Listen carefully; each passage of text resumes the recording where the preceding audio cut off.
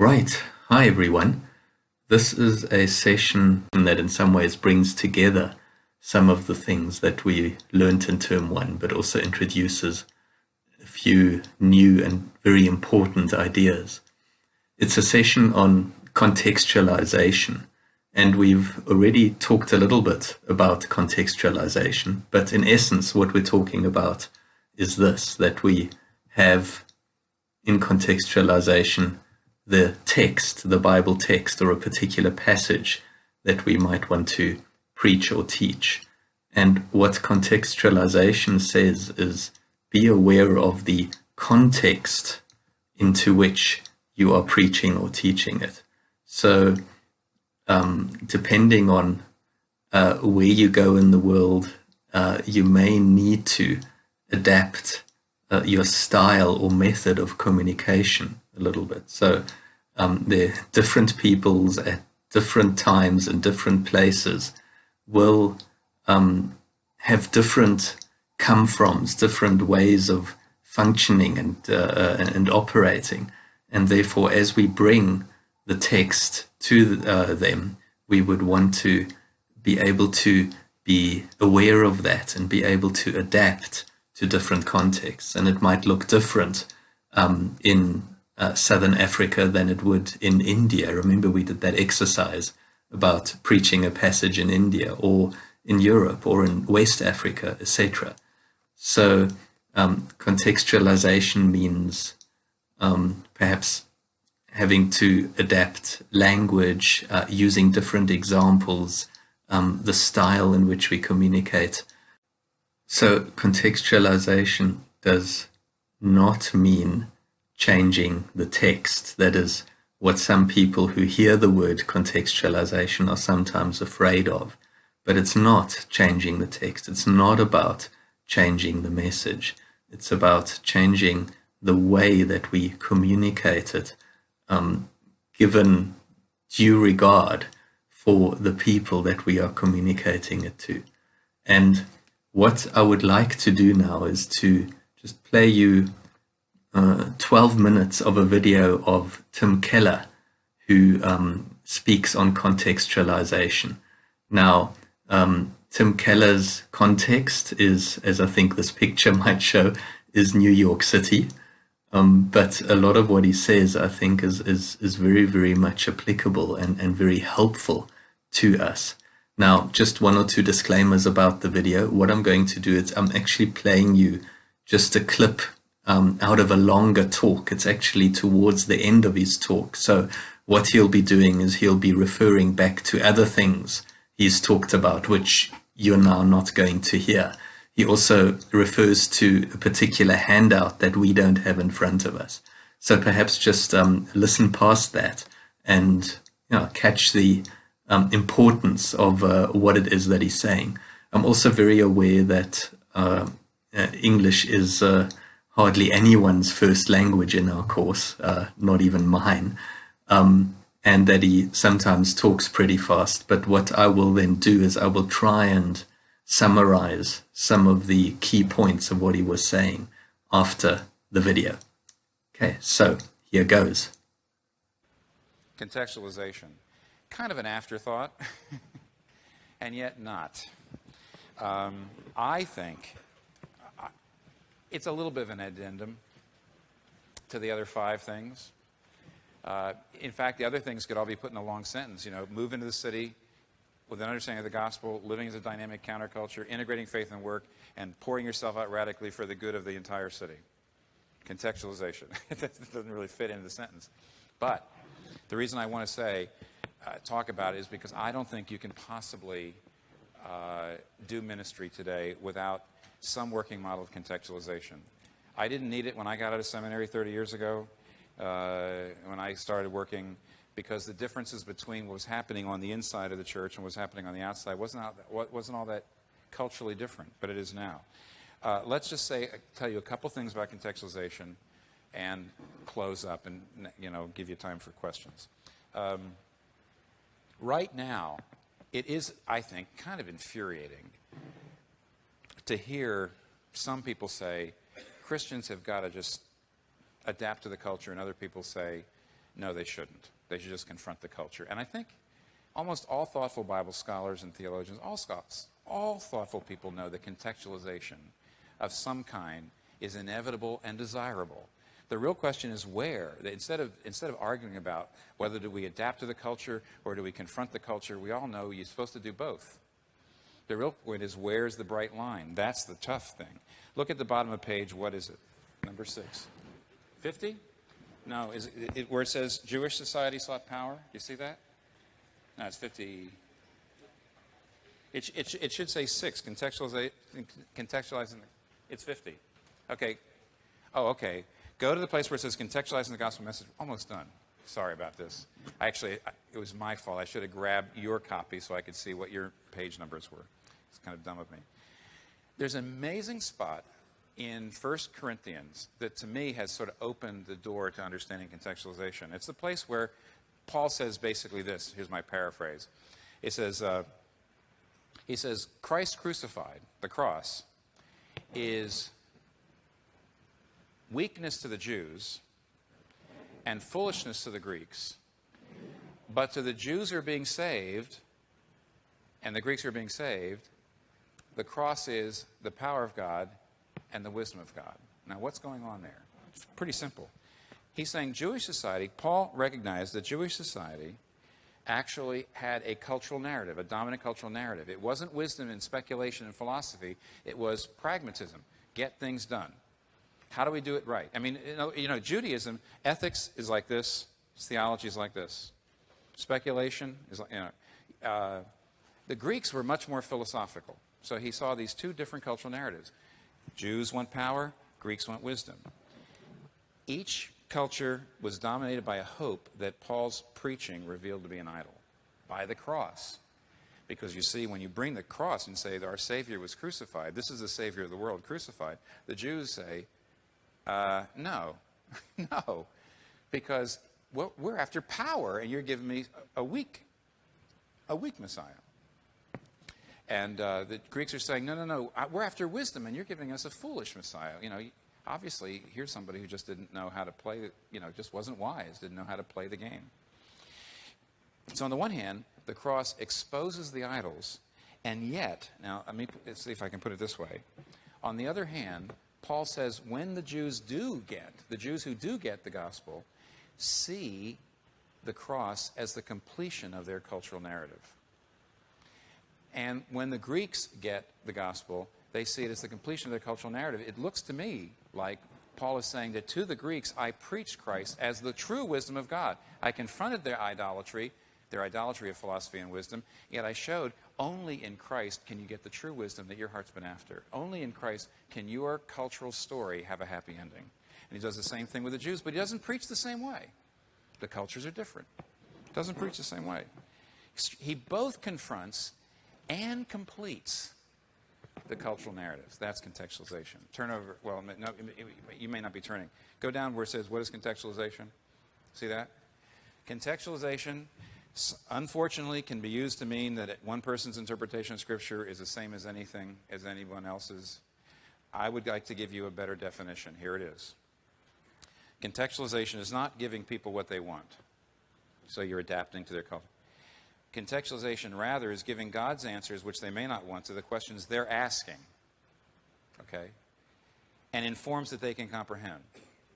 It's not giving them what they want, but it's giving them God's answers, which they probably don't want, to the real questions that they're asking, and not some other ones. Contextualization is unavoidable. The minute I preach and I choose a story, an illustration, or a quote, I'm moving towards some people who are going to find that quote, that story, that author more familiar, and I'm moving away from other people. The minute I open my mouth in English, at least in New York, I've just ruled out 60% of the people of New York City whose heart language is in English. There's absolutely no way I can do, the Bible, for example, says make a joyful noise. As soon as you choose the music, you're moving towards some people and away from other people. It is true that in Acts chapter 2, on the miracle of Pentecost, absolutely everybody heard the message in their own tongue. But since that day, you can't be all things to all people at the same time. say, oh, didn't Paul say, well, you have to be all things to all people? But you can't be all things to all people at the same time. You could that day, Acts 2. But since then, you can be all things to all people, but one at a time. Because there's absolutely no way that you can preach in such a way that is contextualized to everybody. So you're choosing. It's unavoidable. All right, now, having said that, how do you draw the line? And don't think I'm going to give you the magic answer. I can't. But if you look down where it says, how do we do it? Let me give you a couple guidelines and then just wish you well. Because this is really what ministry is. This is the key. You want to know what ministry is all about? It's not adapting too much or too little to your culture. I said before, I already talked about this. I said, unless the people, the non-Christians around you, see you inhabiting their thought world and their culture world so well that they can see what they would look like if they were Christians in you. And yet, unless you are really pretty radically different, they're going to just shrug. Unless you're radically like them and radically unlike them, they're going to shrug. And that's contextualization. If missionary strategy, let me go back down here and let me read this and finish it up. Missionary strategy consists of two parts. On the one hand, you have to be sure not to remove any of the offensive essentials of the gospel message, such as the teaching on sin, the need for repentance, the lostness of those outside Christ, and so on. On the other hand, you have to be sure to remove any non-essential language or practice that will confuse or offend the sensibilities of the people you're trying to reach. The key to effective mission is to know the difference between the essential and the unessential. You say, well, tell me, well, that's what we're going to be arguing about the rest of our lives. But that is the mission, that this is the missionary project. If you over-adapt to a culture you're trying to reach, it means you've bought into that culture's idols. For example, you may take a good theme. For example, the freedom of the individual in Western culture is good. It fits in with the priesthood of all believers. So, it's not clear. The good thing about Western individualism, churches here, unlike places in Europe that I know, which aren't as individualistic, there's a lot of lay involvement. People say, we don't have to wait for the minister to do it. We can do it. On the other hand, individualism becomes such an idol in America that you can't do pastoral accountability or discipline. So if you over-adapt to the culture you're trying to reach, you buy into the idols of their culture. But if you under-adapt, if you look out and say, we're not going to change to be like that culture, then you have actually bought in too much to the idols of the culture you're from. Because everybody's in some culture. Nobody's, Jesus Christ there's no such thing as a general human being. I mean, if there's one person who should have been a general human being, it would have been Jesus. But he had to be male, not female. He had to be Jewish, not Gentile. He had to be he had to be a particular kind of human being because it's the only kind there are. And therefore, you're a particular kind of human being. And if you say, I'm not going to adapt to that culture, then you've over-adapted to this culture, to the one you're in, to the one, the trouble is, don't ask a fish to tell you about water. Why? What will the fish say? What's water? All right, so turn over, or maybe you don't turn over. Go to this one place where it says the gospel is the key to contextualization, then I'm going to close. You see where that paragraph is? Let me just read it to you.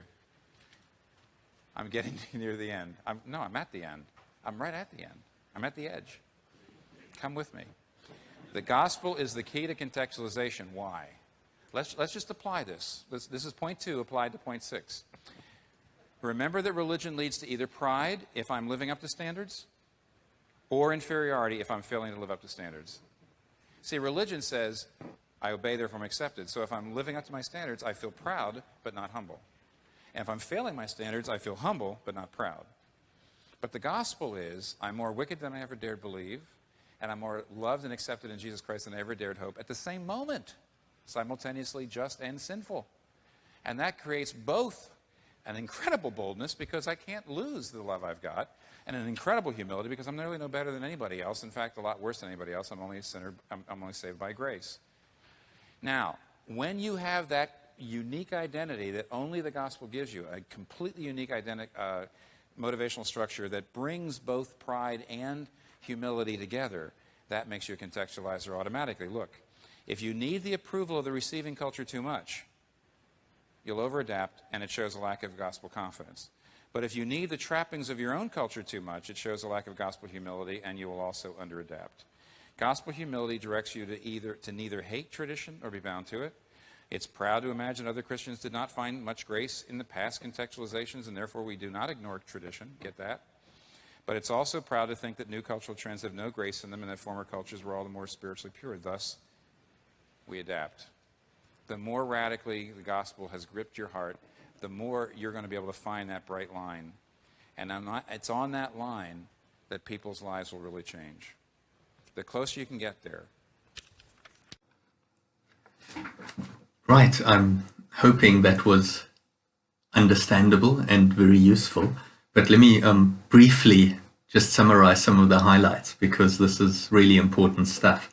Now, Tim Keller's definition for contextualization, remember, was that contextualization isn't about giving God.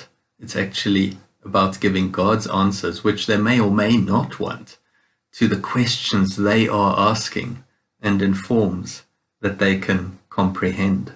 So it's basically being able to connect to people in their heart language, so to speak, and to speak into their questions, into their issues, in a way that is understandable to them.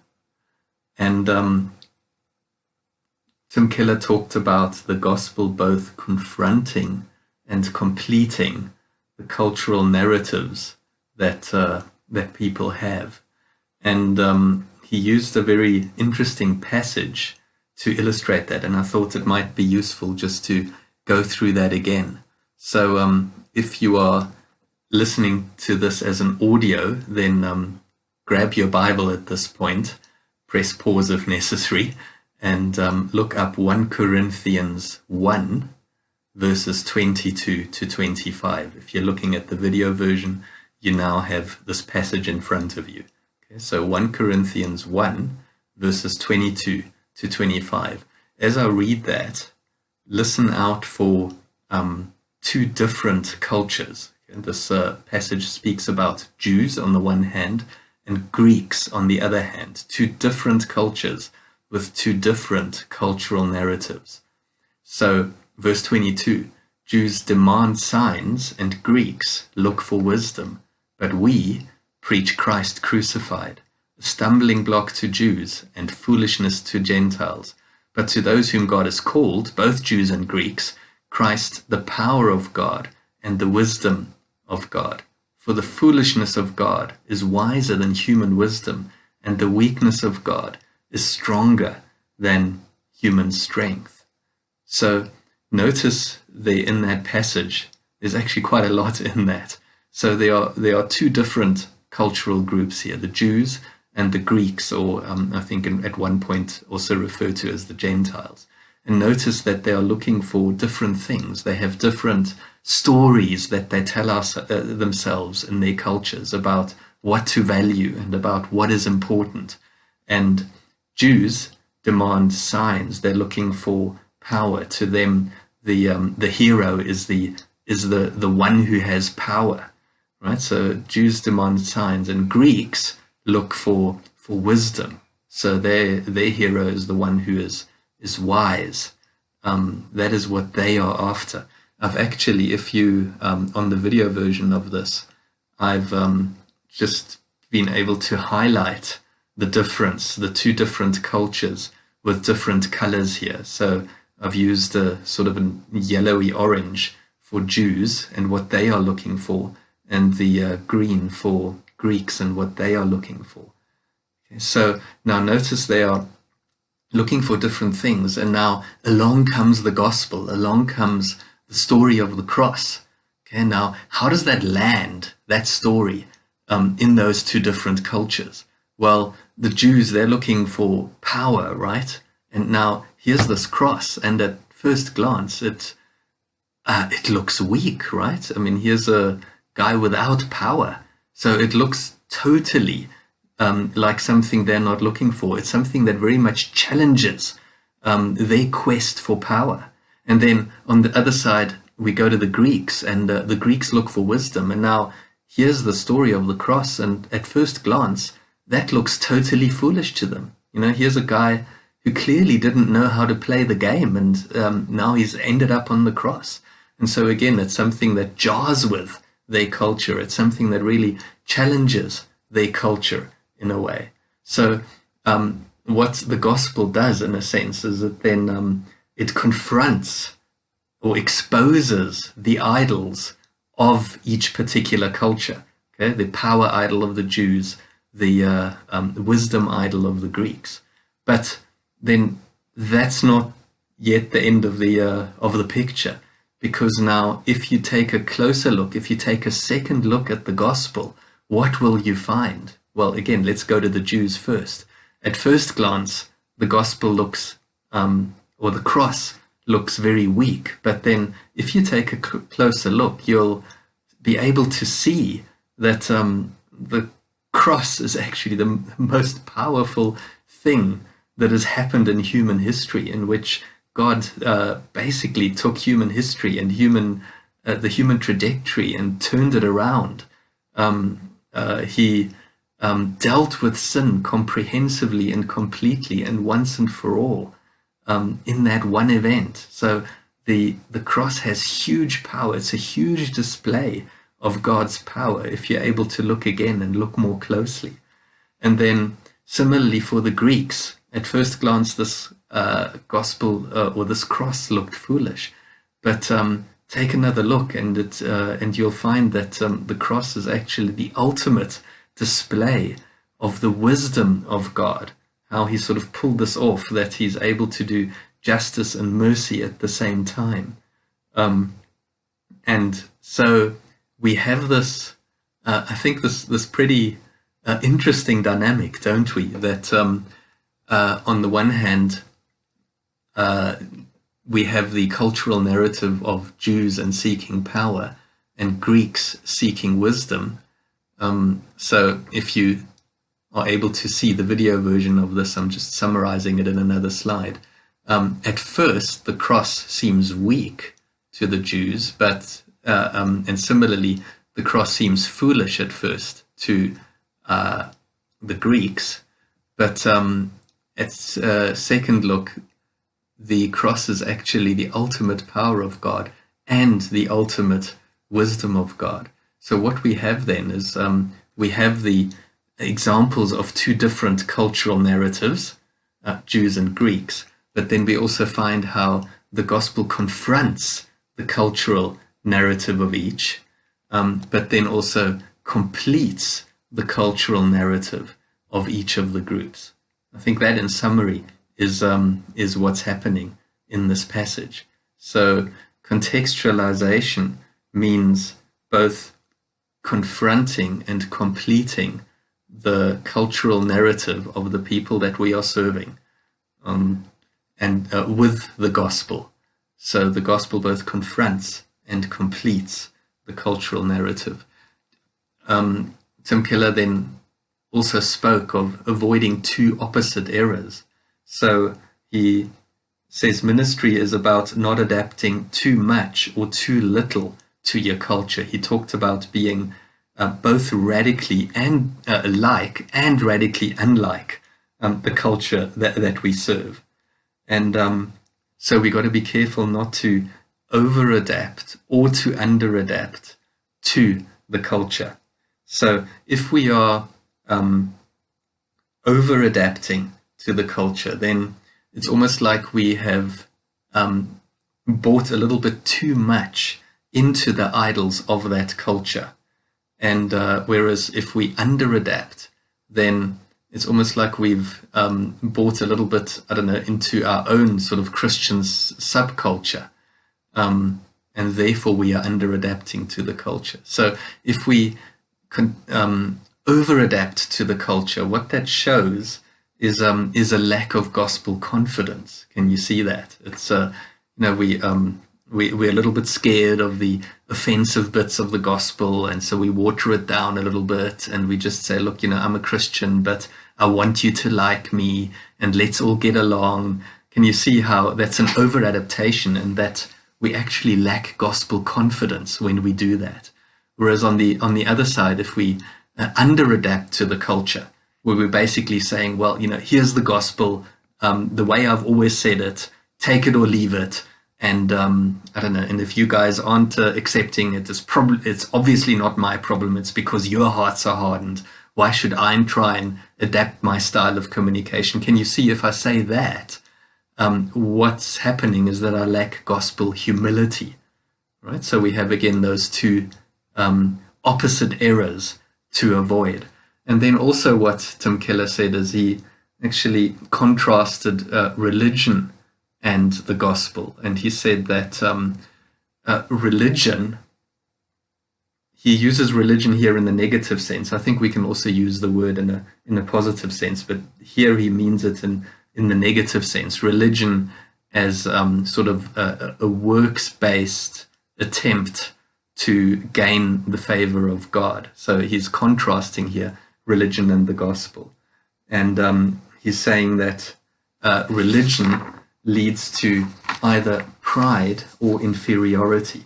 Basically, it leads to pride if I am living up reasonably well to the rules that this religion gives me, and it leads to inferiority if I'm not living up very well to the rules that the religion gives me. Whereas, in contrast, the gospel leads to both humility and boldness. I'm wondering if you can see that. So it leads to humility because I am more wicked than I ever realized, but it also leads to boldness because I'm more loved than I ever thought was possible. So that combination of realizing, I'm more sinful than I ever thought, but also more loved than I ever thought, gives me both humility and boldness. And you can see the contrast there of the gospel then and religion, because you can see the contrast of the pride of religion with the humility of the gospel, and the contrast of the inferiority of religion with the boldness or the confidence that we have with the gospel. And then Tim Keller said that,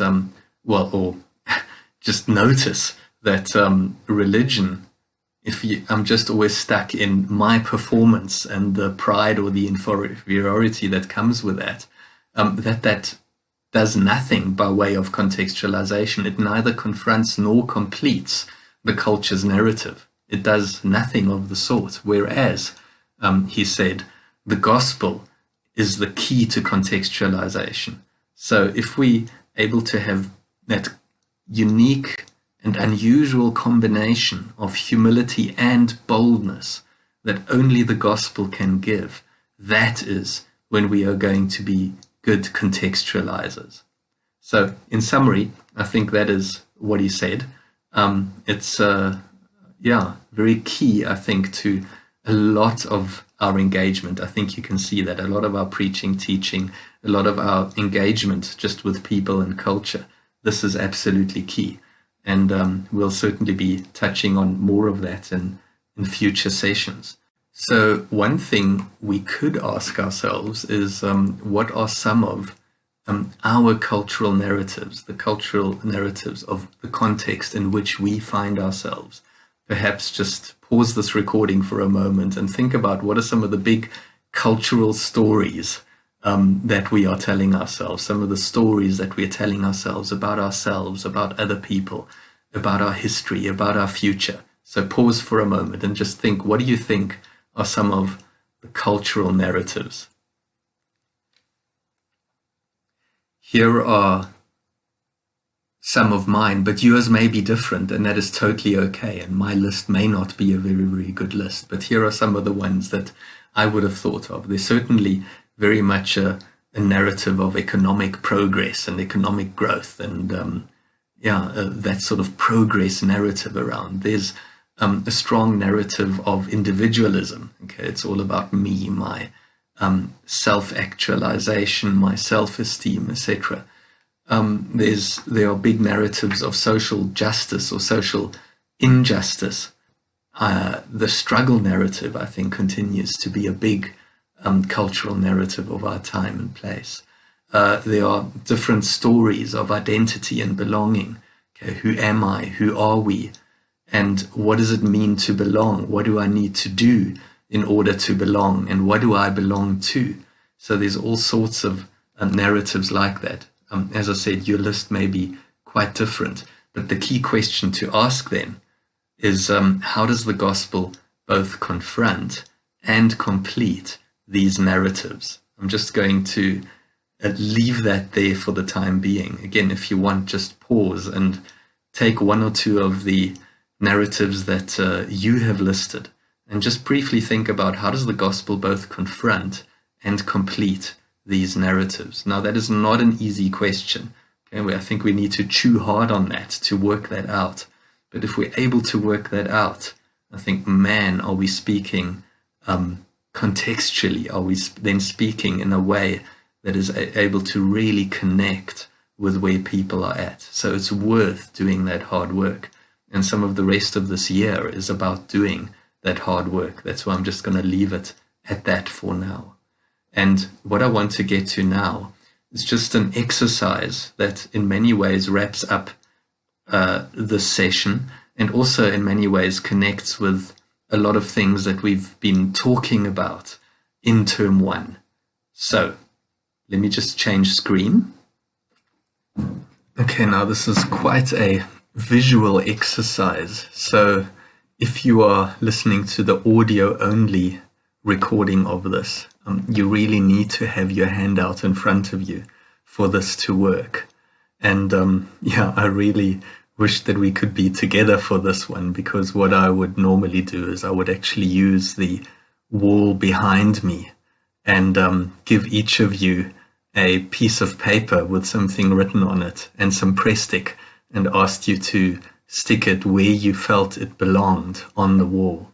So basically the wall is divided into 3 sections. In the middle is the doing it right part. So that is when we're getting the contextualization thing right, when we're getting the EGW thing right.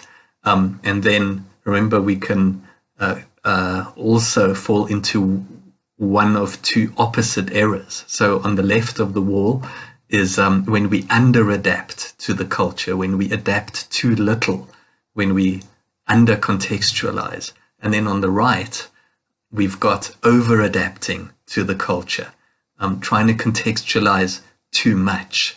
So, yeah, for each piece of paper, so to speak, for each item, we're now going to try and place where, under which category it belongs. So let me start. So firstly, for example, we would have remember the session on fight, flight, yield, engage as 4 different things that we could do. So now try and place each one of those 4 into the 3 columns. So let's perhaps start with the, with the fight one, right? So the fight, which column do you think it belongs to? So try and answer this question for yourself. Pause if necessary. And yeah, and then continue when you've been able to place it in your mind.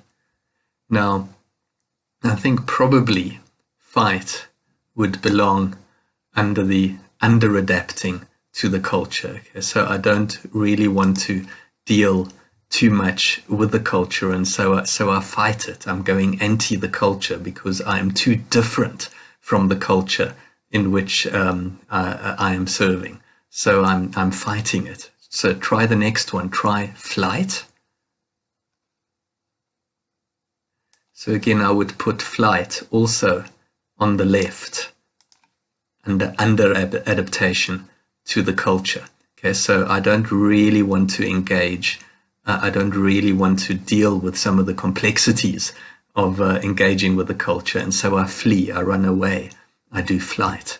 Let's try the next one. Let's try yield. So where would you put yield? Now, I think to me the yield thing is pretty clearly an over-adaptation. So I've placed it on the right. Yield is I'll do as everybody else does, as the culture around me does. I don't want you to spot too much of a difference. I don't want you to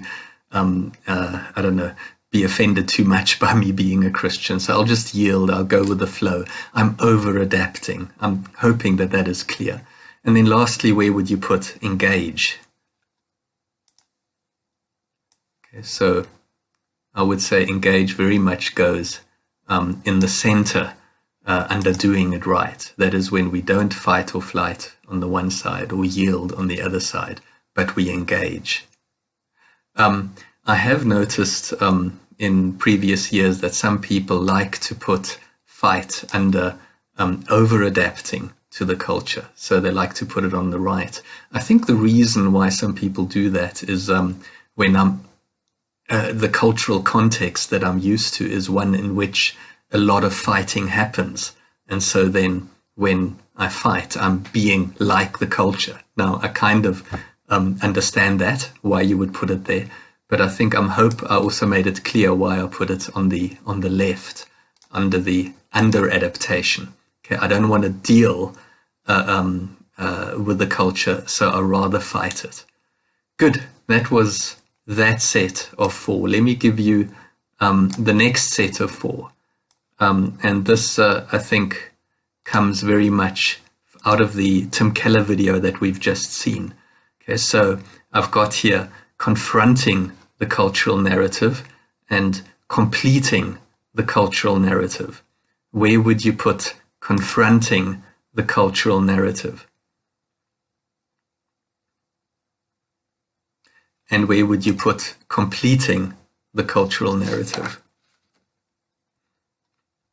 Now, I think they would both go in the doing it right column. The reason I put it there is if you remember what Tim Keller said, the gospel both confronts and completes the cultural narrative. So if we do both together and well, then we're doing it right.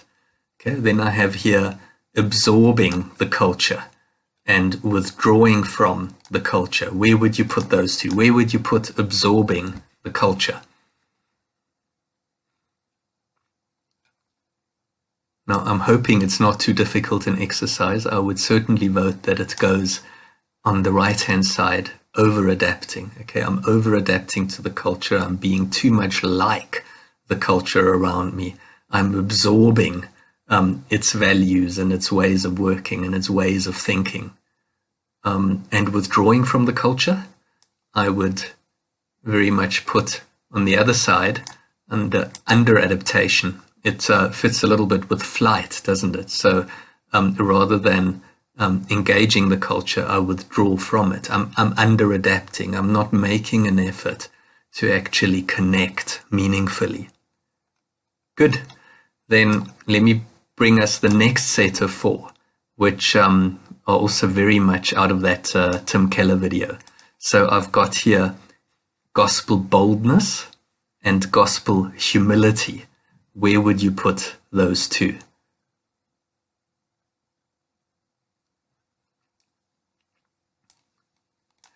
So here too, I would put both of those under the doing it right column in the middle. Okay, remember, Tim Keller said that the true gospel gives us both humility and boldness. We have both of those, and it's that combination that makes us good contextualizers. The gospel makes me humble because I realize my sinfulness and that there's nothing that I've done to deserve God's grace and God's forgiveness and God's salvation. But it also gives me boldness because now I'm being saved. I know I'm more loved than I could ever dream possible. So it gives me both that humility and that boldness. Okay, my next 2 blocks are a lack of gospel grace and a lack of gospel confidence. Where would you put those? So a lack of gospel grace goes where? Now, my vote would be that it goes on the left-hand side with the under-adaptation to the culture. Okay, so I'm not really making an effort. I'm just sort of throwing the gospel on a take it or leave it basis. I'm not really showing grace. I'm not really showing that grace of engagement and of really bothering to communicate meaningfully in a way that people would understand. Where would you put a lack of gospel confidence? Well, again, just you can already see, I think, where I think it should go. It should go under the right-hand side, over-adapting to the culture. Okay, so this is where I'm just trying to blend in so much because I'm so scared that something about the gospel might jar with someone or offend with someone. And so what's happening there is that I would lack gospel confidence. I would lack the confidence that the undiluted gospel is really what has the power to change people from the inside out. Good. Then let's get to the next set of 4. So what I have now, remember, it's another thing that we already talked about and something that the Bible talks about. It's out of the Sermon on the Mount. It's out of Matthew 5. Jesus speaks of us being the salt of the earth as well as the light of the world. So where would you put those?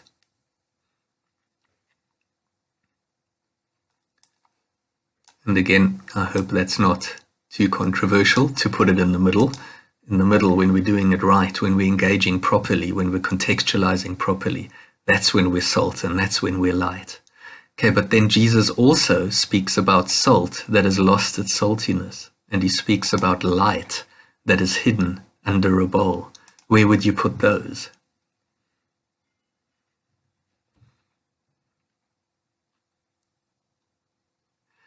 Okay, so salt that has lost its saltiness, I would put here on the right-hand side, over adaptation. Okay, so the salt is engaging with the meat, it's present, but it's not actually doing anything. It's not distinct in any way. It's not making a difference. It's a yielding, it's an absorbing of the culture, it's an over-adaptation. And then the light that is hidden under a bowl, I would then put on the left-hand side, under-adapting to the culture. Okay, so the light is shining, but it's hidden away. It's not present. It's somewhere else. It's withdrawn. It's fleeing.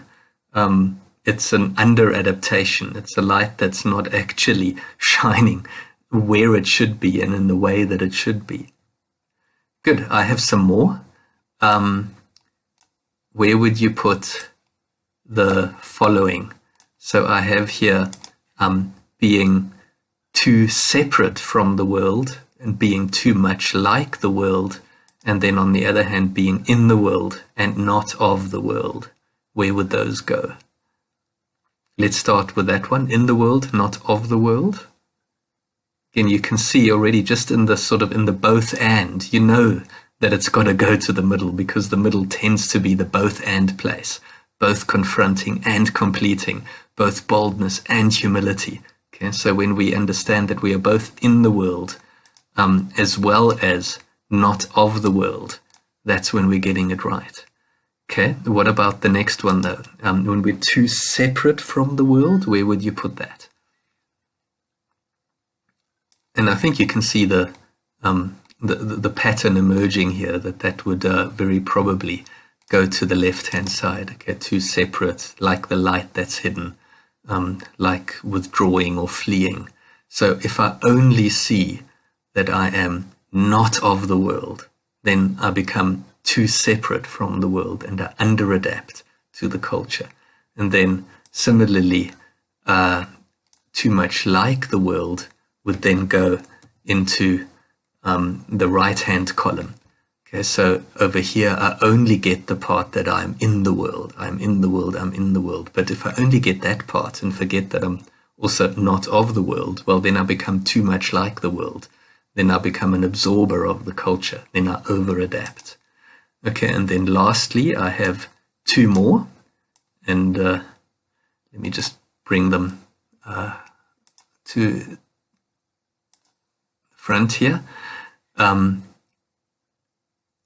We lack distinctiveness in the one block and lacking relevance in the other block. Where would you place those?